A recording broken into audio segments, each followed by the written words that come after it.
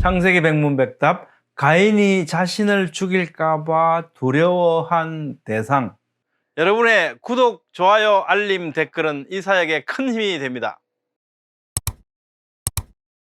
안녕하세요, 김홍석입니다. 오늘은 가인이 자신을 죽일까봐 두려워한 대상이 누구냐에 대해서 살펴보겠습니다. 이 말씀은 이건 거죠. 아담과 하와가 살고 있었고요. 가인을 낳고 아벨을 낳았는데 가인이 아벨을 죽였다. 그럼 남은 사람은 아담, 하와, 가인 세 사람밖에 없는 것처럼 보인다는 겁니다. 근데 누가 도대체 가인을 만나는 자가 나를 죽인다고 하냐? 도대체 누가 더 있냐? 이런 문제죠. 본문은 창세기 4장 13절로 14절 말씀입니다. 가인이 여호와께 아뢰되 내 죄벌이 지기가 너무 무겁습니다. 주께서 오늘 이 지면에서 나를 쫓아내시온즉 내가 주의 낯을 배웁지 못하리니 내가 땅에서 유리하는 자가 될지라. 물은 나를 만나는 자마다 나를 죽이겠나이다. 지금 가인은 어떻게 해요? 이제 하나님부터 완전히 떨어져 나간다. 이제 하나님의 은혜가 끝이다라고 생각하고 있는 거죠. 그래서 이렇게 지금 말씀드리는 거죠. 근데 사실은 하나님의 은혜는요, 끝나지 않죠. 가인을 끝까지 은혜를 베풀어 주십니다. 이것은 바로 가인이 이렇게 말한 거죠. 가인이 여호와께 아뢰되, 이때에도 와요메르거든요. 해석가들은 만약 가인이 자신의 죄를 시인하고 진정으로 회개하는 것이라면 여기서 아마르 이 단어가 아니라 야다라는 단어가 사용되어야 적절하다라고 말합니다. 성경에서 자신의 죄를 겸손하게 인정하고 자복하는데 주로 사용된 단어는 아마르가 아니고 야다였다는 겁니다. 그게 지금 가인이 하는 이 말은요, 사용하는 단어 자체가 진정으로 회개하냐 이런 것이 아니고 굉장히 이상한 엇나간 상태의 모습을 계속 보여주고 있습니다. 내 죄벌이, 이게 죄벌이, 아오니, 본문의 죄벌, 아오는 본래 구부리다, 왜곡되다라는 의미를 가진 아와에서 유래되어서 1차적으로 바른 기준에서 구부러진 죄를 의미하지만, 벌을 의미하기도 합니다. 가인의 전반적인 태도로 봐서 여기서는 내게 내려신 벌이 너무 크다고 항변하는 것으로 보입니다. 이게 무슨 얘기냐면, 억울하다고 생각하는 거예요. 내가 죄를 지어서 뭐 이렇게 내 죄의 어떤 대가 이게 아니고 내가 그냥 벌을 받고 있다. 근데 왜 이렇게 큰 벌을 주시냐 하는 것처럼 이렇게 보인다는 거죠. 내 죄벌이 지기가 너무 무겁습니다. 가인은 동생 아벨에 대해서 어디에 있느냐고 물으셨을 때 거짓말 하잖아요. 뻔뻔스럽게 내가 동생을 지키는 자입니까 하고 뭐 항변을 하기도 하고요.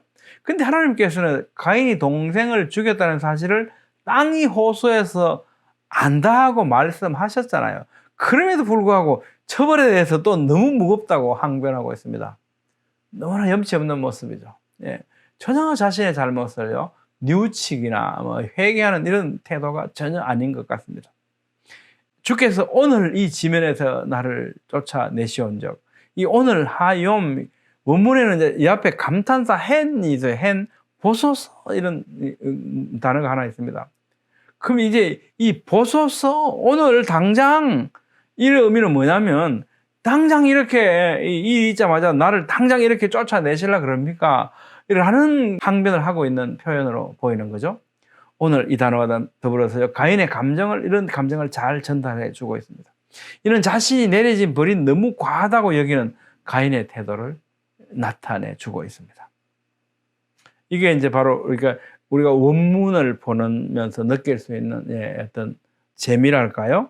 또는 우리가 얻을 수 있는 어떤 지혜랄까, 깨달음이랄까, 이렇게 생각해 볼 수 있습니다. 주께서 오늘 이 지면에서 나를 쫓아내시온즉, 주께서 쫓아내셨다. 까라시타. 이제 이 단어는요, 쫓아내다, 인연을 끊다, 이혼하다로 번역되는 까라시의 강조된 이 완료형입니다. 이는 가인을 그 땅으로부터 쫓아내며 인연을 끊으려는 하나님의 의지가 이미 변할 수 없이 확고한 것이다 라고 하는 우리에게 전달해줘요. 이것은 누가 이렇게 느끼고 있다는 겁니까? 가인이 하나님을 지금 이렇게 이해하고 있다라고 하는 것을 우리에게 전해줍니다. 주께서 오늘 이 지면에서 나를 쫓아내시온즉 이렇게 말하죠. 이 지면에서 메알 페네 하 아담아, 직역하면 그 땅의 얼굴 위에서부터, 이런 의미예요. 여기 그 땅 하 아담아는요, 어떤 땅입니까? 가인이 아벨의 무고한 피를 흘린 범죄의 땅이고요, 아담과 하와가 쫓겨난 에덴 동산 주변의 그 땅이죠. 그래서 이제 그 땅으로부터 또 이제 더 멀어져요. 에덴에서 쫓겨났죠. 그 에덴에 쫓겨난 그 땅에 살고 있는데 그 땅으로부터 또 어떻게 또 쫓겨나는 거죠. 죄를 더함으로써 점점 더 멀어져가는 비극적인 모습을 보여주고 있습니다. 주께서 오늘 이 집에 나를 쫓아내시온즉 내가 주의 낯을 배웁지 못하리니, 주의 낯을 배웁지 못하리니, 이 말씀은 직역하면요, 그리고 당신의 얼굴로부터 내가 숨겨질 것이다. 여기서 숨겨질 것이다 미완료형으로 기록되어서 앞으로 지속적으로 숨겨질, 다시는 하나님을 이제 못 만나게 될 거 아닙니까? 이런 의미를 가지고 있습니다. 하나님의 얼굴로부터 숨겨진다는 것은 결국 뭐겠습니까? 하나님의 은총에서 벗어난다, 은총이 끊어진다는 의미를 가지고 있죠. 내가 땅에서 유리한 자가 될지라 무릇 나를 만나는 자마다 나를 죽이겠나이다. 무릇 나를 만나는 자마다 콜모체이, 직역하면 나를 발견하는 모든 사람, 나를 만나는 사람마다, 그죠? 나를 죽이려고 할 거다는 거죠. 동생을 죽인 가인은요, 이제 자신이 죽게 될 것을 걱정하고 있어요. 참 가관이죠, 한마디로.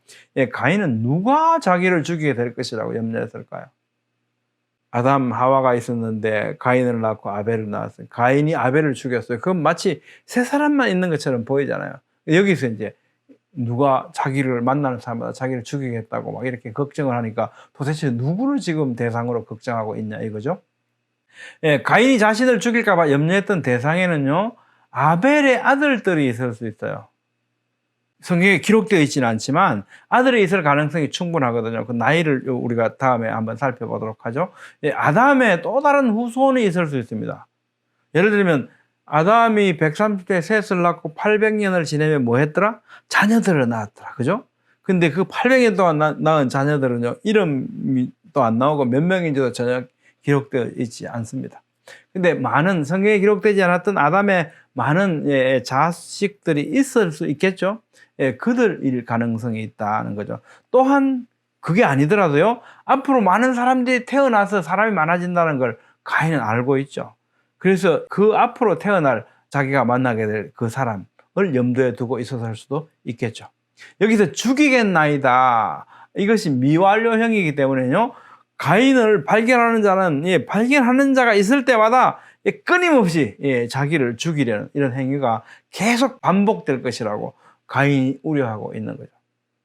자, 이 사건이 있은 후에요, 아담은 셋을 낳죠. 그 이름, 셋이라는 이름이 의미하는 바가, 이는 하나님이 내게 가인이 죽인 아벨 대신에 다른 씨를 주셨다는 거라고 창세기 4장 25절은 우리에게 말씀합니다. 이때 아담의 나이가 130세 때였다라고 창세기 5장 3절 우리에게 또 말씀해 주죠.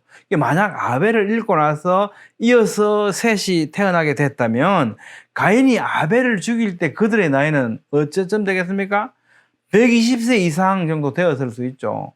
왜냐하면 아담은 창조된 때부터 성년으로 창조돼서 그날 결혼했잖아요. 그때부터. 그리고 하나님께서 뭐라 그럽니까? 생육하고 번성하라 그랬지 않습니까? 그래서 우리는 정확하게 알 수는 없죠. 그렇지만 그런 가능성이 충분히 있다는 거죠. 120세 이상 되었을 수 있죠. 그렇다면 아벨에게는요, 자녀들이 있었을 가능성도 충분히 있게 됩니다. 성경은 이렇게 기록하고 있지는 않습니다. 이런 나이로 봐서 이런 가능성이 있다는 겁니다. 그러니까 여러분은 어떻게 생각하십니까? 오늘은 가인이 자신을 죽일까봐 두려워했던 대상이 누구였는지 등에 대해서 살펴봤습니다. 다음 시간에는 살인자 가인에 대한 하나님의 은혜에 대해서 살펴보겠습니다. 감사합니다.